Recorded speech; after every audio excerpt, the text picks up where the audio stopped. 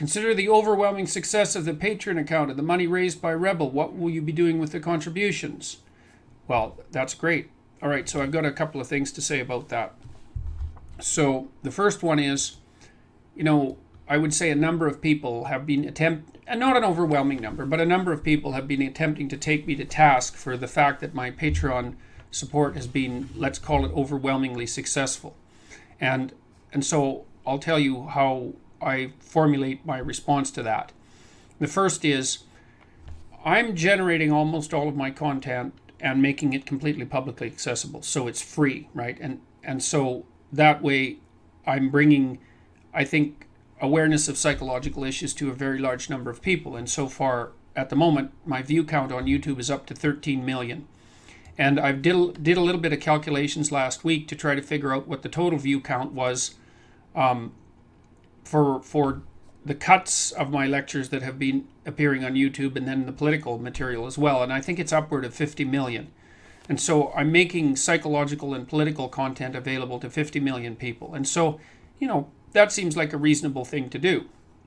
Now, people who don't agree with what I'm saying might differ, but I think that could be separated from the educational content as well. So, and then with regards to the Patreon subscribers, every single person who's doing that is doing it entirely voluntarily. And I also set up that Patreon account long before any of this political material emerged. So, and my sense with the Patreon viewers, and you guys can clue me in if I'm wrong about this, is that there's two things happening. One is it enables people who are not very happy about the current political situation in the West to contribute to something that might be, at least to some degree, attempting to stem the tide of such things as toxic political correctness. And second, that it enables people to support my endeavors to bring general education to a wider audience. And that seems like a good deal for everyone. And you might say, well, it's a particularly good deal for me, and I'm certainly not complaining about what's happening, but I would also point out that it hasn't exactly been a straightforward thing. And so I guess if anyone else wants to try it, they're more than welcome to. Now, having said that, I would also say that the real issue here, and I think this is the fact that this isn't self-evident, is also a commentary on the toxicity of our culture at the moment, is that it actually isn't the issue. The issue isn't really how much money you have. I think that that's a resentful and relatively vicious way of judging someone else. I think the issue is what you do with the money when you have it. And I'm not a particularly hedonistic person, and I'm not 25 years old. I'm 55 years old, and I'm going to be a grandfather in a couple of months. Thank God for that. And what I want to do with that money is to do the best things I can possibly think of to do with it. And one of the things I'm thinking about, I started this biblical series, and a lot of that's thanks to you guys on Patreon, because that enabled me to generate the capital that was necessary to rent the theater, because for 12 lectures, that was a $60,000 investment, about that, something like that, and then another $8,000 for the camera work. And that had to be basically dealt with up front. So it was a reasonable financial risk. Now, I've been crazily fortunate in that the theater tickets have also sold out, so it looks like the biblical series will pay for itself with some extra left over. And so, I'm pretty happy about that, because that gives me some more working capital. And then you might say, well, what am I going to do with the capital?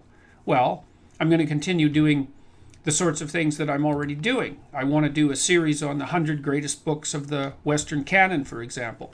I want to move genuine humanities education out of the universities, where it isn't being taught anyways, as far as I can tell, online where people can access it freely. I'm talking to a wide variety of people right now about trying to do that in a more formal sense, so that the possibility for widespread university education can be made universally accessible. And one of the things we're trying to crack is the problem of how to teach people to write, because that's a real troublesome thing. And by the way, you guys, if you go onto my website, jordanpeterson.com, and you go into courses, and you go into Psychology 430, if you look carefully there, you'll see that there's an essay rubric that tells people how to write, and actually that's become quite popular. And so if you're interested in how to learn to write, I've written something about that already, and we're going to make a piece of software that's going to help people learn to write. And so I've got plans for how to make writing education broadly accessible to people. So I would like to make humanities education of the highest order broadly accessible to people. And I also want to teach them how to write, and I'm going to try to crack the online university accreditation problem. And so part of the money that, or a substantial proportion of the money that is being donated to me, let's say, or is being offered to me by my monthly supporters, so that's all of you people, is going to be going to projects exactly like that. And the reason for that is that what the hell else would I do with the money? You know, I mean, to me, money is a tool.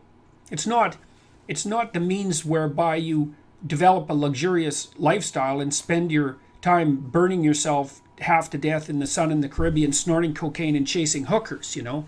That's just not in the cards for me. And so I want to devote it towards the sorts of things that I've already been pursuing, except on a broader scale. And so, you know, and I think of people like Elon Musk too. Not that I'm comparing myself to Elon Musk, but I mean, he has plenty of money. And I mean, somebody's got to have the damn money. It might as well be people who have the kind of vision that people like he does have, because maybe they'll do something good for the world. I mean, I hope his gigafactories produce batteries like mad so that we can start to make alternative energy sources economically viable, and maybe reduce our dependence on oil, and maybe get ourselves out from underneath the thumb of the Saudi Arabs. That would be a good thing.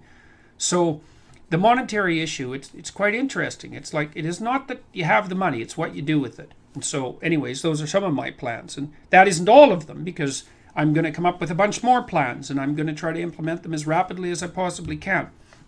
I've put my clinical practice on hiatus for the next 3 months so that I have a chance to think, and I've requested that the university advance my sabbatical by 1 year, so I should have about a year to think about what I should be doing with YouTube and how I can be promoting broad-scale public education of the highest quality. And that's a really fun problem to solve.